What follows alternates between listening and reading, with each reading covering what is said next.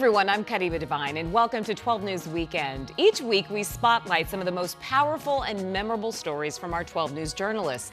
Tonight, political gridlock in D.C. A newly elected representative still hasn't been sworn in, all because of the government shutdown. Then, for a third time, the Arizona Charter Board votes on whether to shut down a major online school. But first, a local teenager is thinking outside of the box to help his classmates see their futures more clearly. 12 News journalist Trisha Hendricks has his story.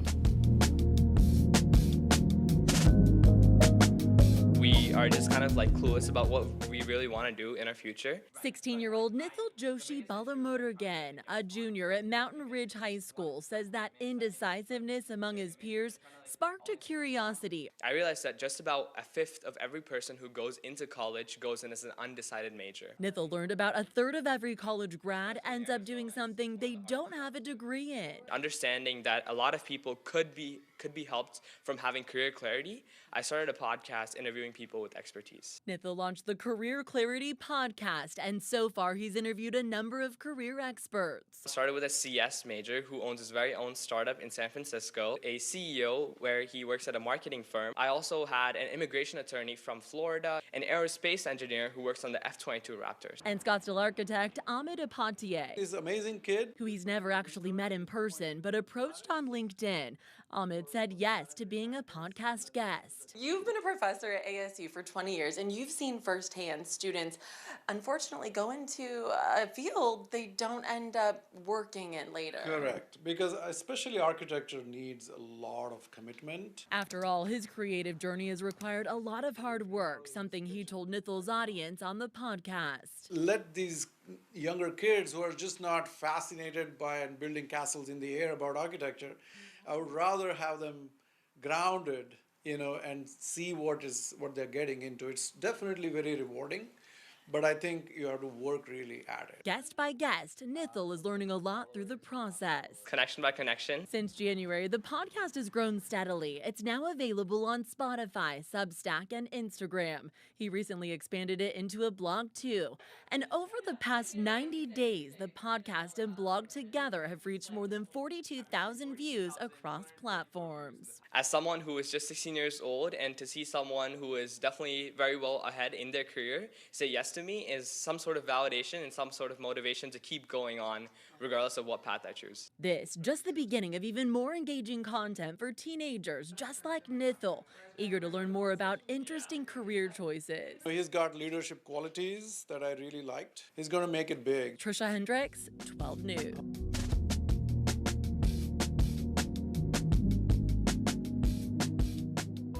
Scary meets sweet here at Spooky Swirls. It's a horror-themed bakery with killer treats and a mini museum of movie magic. It's all so good it's scary. Where does your passion for sweets and scaries come from? It's just the joy of it being about fun and excitement and a little bit of spooky. And then if you can find a way to marry that with a cupcake, one of the best sellers absolutely is this guy right here. That is the Cookies and Scream cupcake. You've got to tell us about your experience on Food Network. I'm on 5 episodes out of 8 on season 8, Halloween Baking Challenge. And it was fast, and it was glorious, and it was terrifying. Are your recipes inspired by famous horror and sci-fi movies? Absolutely. You can take a walk through our prop museum and see what a lot of them are based on. For instance, over there we have Gina Davis and Alec Baldwin's outfits from Beetlejuice. And so then we can feature a Beetlejuice item in the case. Right now we happen to have some Beetlejuice cookies on the floor. You have a mini movie museum in here. Tell us what you've got. It's been a number of years that I've been collecting. We are also a part of the HSPPA, which is the Horror and Sci-Fi Prop Preservation Association. I wanted to be able to share my love of movies with other people. Some of the fan favorites, I've got some xenomorph heads that were actually from some of the Alien movies, Alien vs. Predator, and then Alien vs. Predator Requiem. I really have always loved the Addams Family movies, so I was able to acquire a couple of pieces from Gomez, get his smoking jacket that he wears, theaters. What's your favorite movie right now? Trick or Treat. We were also going to be unveiling a screen-used Sam mask from the movie. We are going to be doing a pumpkin Sam cupcake. We're going to do a little ruffle around the edge. That is a chai and cinnamon buttercream, and we're just going to pipe a nice big blob. This is the best kind of art because I get to eat it after. That is so good. Hey, what's that noise? Do you guys hear something? Oh! Spooky's here! Do you notice cupcakes go missing? Somebody eating them? Hey, that's my cupcake, Spooky. Trick or treat, Sam? Do you approve of pumpkin, Sam? I thought so. Spooky and the team does, and they want to wish you a Happy Halloween! All year round. At Spooky Swirls in Chandler, Crystal Long, 12 News.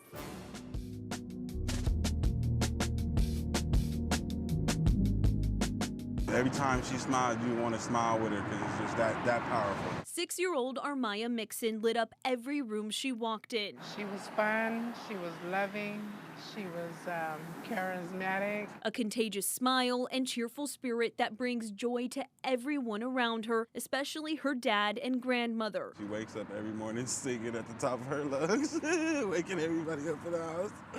This is her favorite thing to do. You can hear her from across the room. Her joyous voice suddenly turned silent last Sunday night. It was horrible. I couldn't even fathom it. Armaya was on her way to the Arizona State Fair with her family, heading eastbound on I-10 when a suspected drunk driver rear-ended their car, sending them into the concrete median wall near 67th Avenue. According to DPS, Armaya died on impact. The suspect, identified by state troopers as Tarat Singh Gadi, allegedly didn't stop after the crash. He was arrested at a gas station 2 miles away. We are going to be in a lot of pain. This man has caused a lot of pain in our family. At 6 years old, Armaya's life was only just beginning. She didn't deserve what happened to her. She was nothing but good. But her family says they'll ensure her bright light continues to shine on. I just can't stop thinking about her, every day. It's just a battle, I'm just trying to be strong for my daughters, But I think about her every second of the hour, every second. Still ahead, we rewind the clock with a group of teens who once championed civil discourse. Years later, how their views have changed. We'll be right back.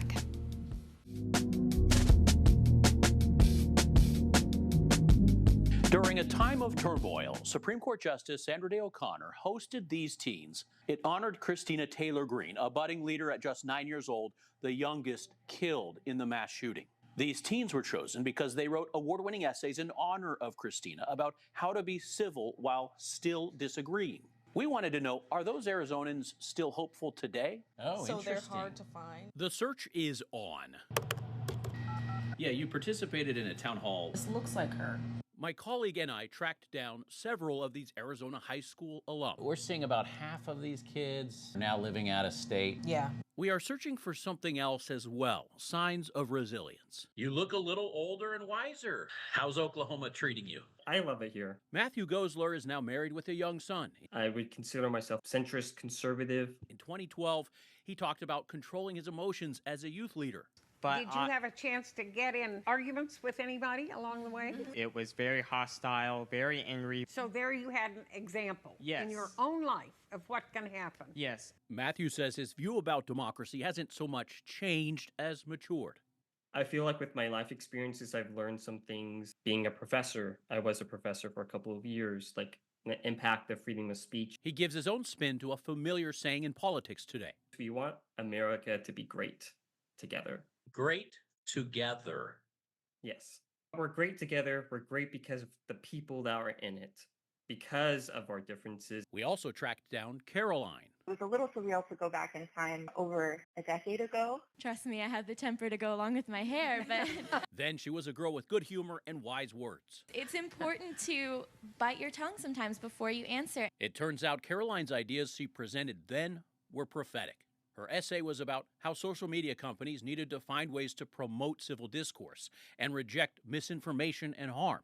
I created a website so they'll be more inclined to talk about actual issues instead of gossiping about candidates. And I don't think we've figured that out yet. I think we've layered kind of new problems on top of it. Today, Caroline asked us only to use her voice, saying the political climate makes her wary, ironically, of the very harm she was trying to solve in 2012 as a teen.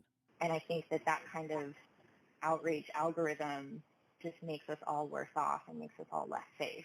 We spoke with 3 other alums from this class, but they worried about how their comments would be construed in this age of internet bullying. One former student, now a K-12 educator, canceled her interview with us last minute, saying our state school board is investigating public comments of employees. Most of the ones we talked to said they were just too concerned to even sort of, speak publicly today. It's a sad story. It's a sad development in our country where people are afraid to speak out.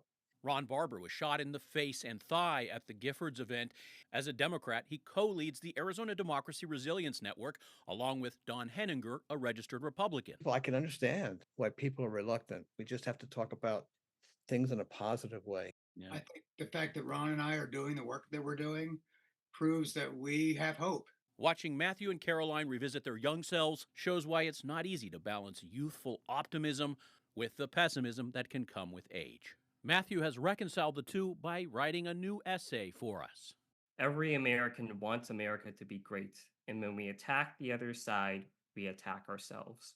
Our challenge now as Americans is, do we let the hardline political ideologies tear us apart, or do we unite, embracing our differences once again, to work together to make a more perfect union? Joe Dana, 12 News. 2 weeks after a landslide victory, Adelita Grijalva's fate remains in the hands of Republican House Speaker Mike Johnson. But you've sworn in Republicans out of session. Why not her? Does it have anything to do with Jeffrey Epstein? Well, the House is not on the floor doing business this week, but we will do it immediately early next week as soon as everyone returns to town. That was Johnson this past Friday. He was going to swear in Grijalva this week to represent the Southern Arizona district that her late father, Raul Grijalva, served for more than 2 decades. Then Johnson apparently changed his mind. Many Democrats have looked at your move. They say the House is not in session because you don't want to swear in this newly elected senator, the Democratic Congresswoman from Arizona, who would be a critical vote to releasing the Epstein files. How do you respond? It's totally absurd. This has nothing to do with that. It's another red herring. By Sunday, the swearing in was up in the air again. Grijalva has said she would provide the final vote to release federal files on sex offender Jeffrey Epstein, a potential embarrassment to President Donald Trump. So Grijalva was elected, but she remains in limbo. Arizona Republican Party Chair Gina Swoboda might be looking for a new job. A fundraising reception for Swoboda this week is kindling speculation that she's planning to run for the first congressional district seat that David Schweikert is giving up to run for governor. Swoboda didn't respond to a request for comment. People, you want more Chucks? You got more Chucks. Former Arizona Attorney General Mark Brnovich and his nunchucks will be staying close to home after all. According to the congressional record, President Trump withdrew his nomination of Brnovich to serve as ambassador to Serbia. No explanation was given. Brnovich told Serbian media, quote, "Deep state bureaucracies do not want someone of my political, ethnic, and religious background to serve." Brnovich said he's looking for ways to play a bigger role in Arizona politics.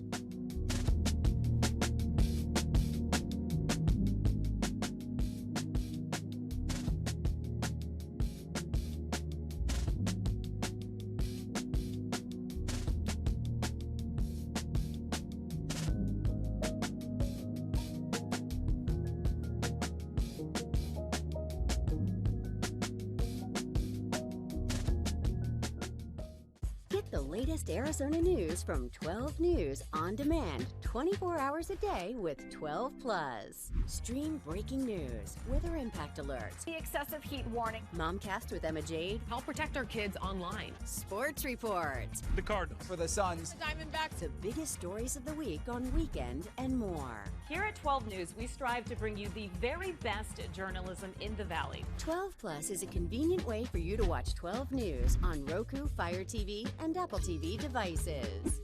In all of our hearts as journalists beats the idea that the truth is our North Star. and we are always digging for the truth.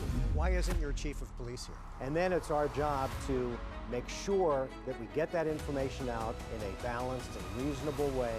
Have you ever, since you've made this decision, wavered? And at 12, to help offer solutions to the community and to our viewers. Mark Curtis on 12 News and streaming on the 12 Plus app.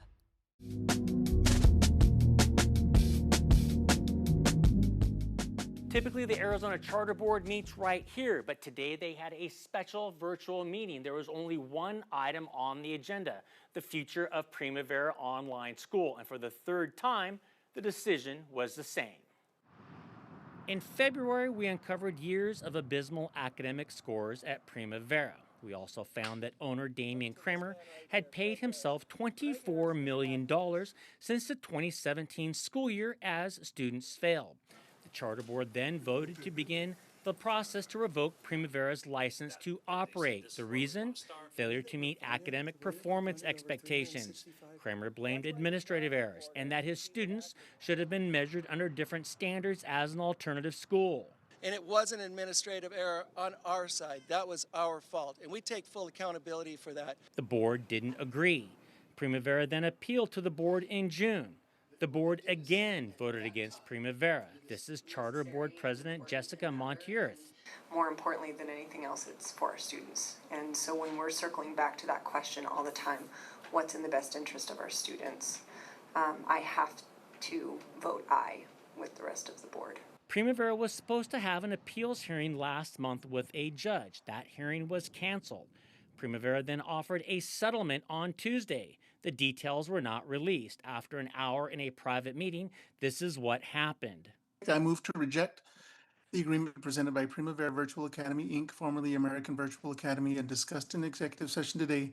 I move to authorize the board's attorney to proceed with the revocation process. Ashley Berg, the executive director of Arizona Charter Board, issued this statement.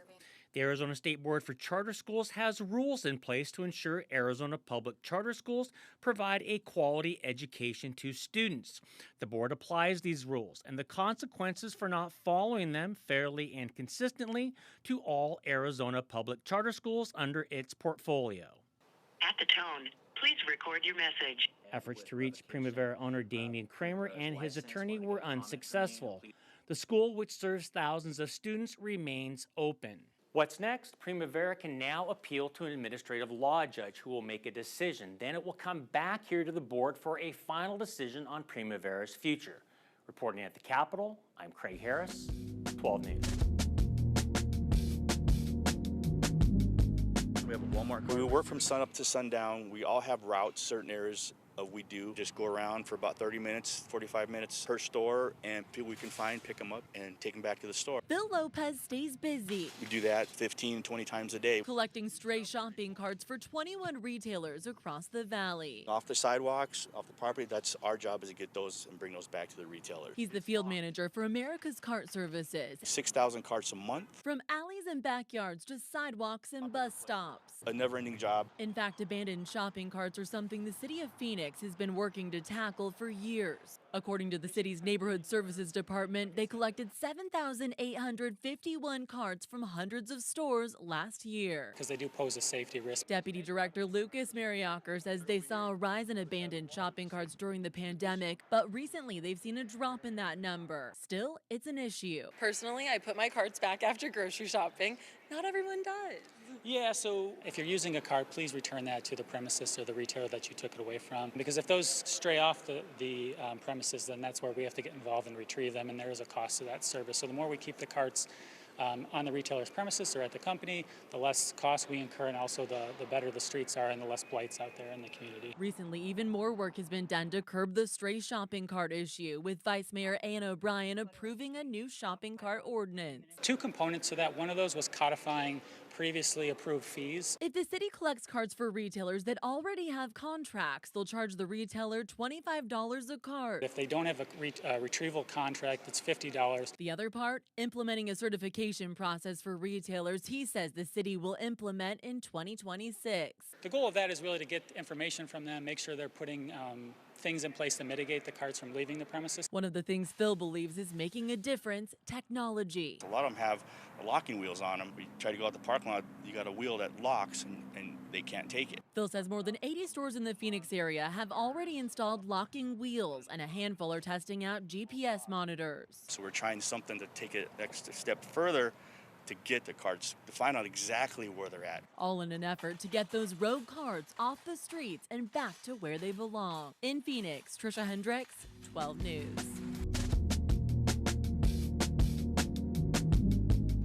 Back in April, Wesley Lisi was stopped here at Sky Harbor, detained at gunpoint. The problem was he wasn't the guy the cops were looking for. Now he's filing a notice of claim against 2 departments. I'm having some nightmares, getting counseling, and just the fact of it sinking in. I couldn't protect my daughter at the time. It's been 6 months since this. Where are you coming from?